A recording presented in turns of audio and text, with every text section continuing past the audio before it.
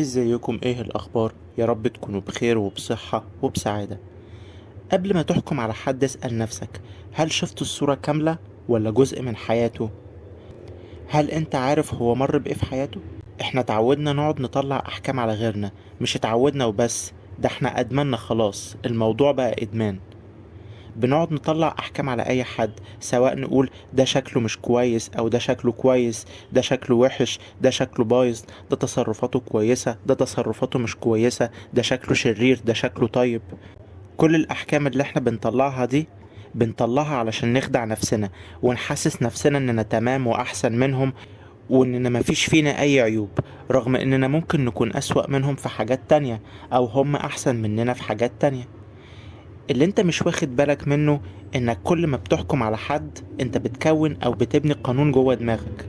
في كل مرة بتطبقه على حد هتلاقي نفسك غصب عنك بتطبقه على نفسك. بمعنى انك لما تقول على حد حكم سلبي دي نار انت بتحرق بيها غيرك، هتحرق بيها نفسك وانت مش واخد بالك. مثلا لما تقول على حد ده لابس لبس وحش مبتذل، في مرة هتلاقي نفسك بتقول ايه ده، اوه انا لابس لبس وحش زي فلان الفلاني. مثال تاني هتقول فلان ده بيتكلم كده ليه بطريقة مضحكة، هتلاقي نفسك ايه ده، انا بتكلم زي فلان اللي بيتكلم بطريقة كذا كذا. شفت انك لما تحكم على حد ازاي بتضر نفسك وبتحكم على نفسك. كمان مثال، ممكن تشوف واحد تقول ياه ده شكله طيب وغلبان وبريء وكيوت كده، ويطلع في الاخر عمل جريمة.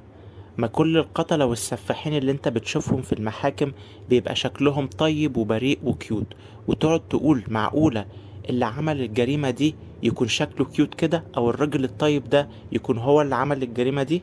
اه. فما تنخدعش بالمظاهر.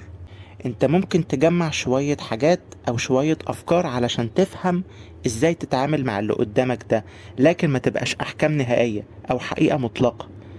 لما تبطل تحكم على غيرك هتكون عندك سلام نفسي، بالك هيرتاح وهتحس بإحساس جميل كده وسعادة وراحة وكل حاجة حلوة، هتبقى هادي من جواك.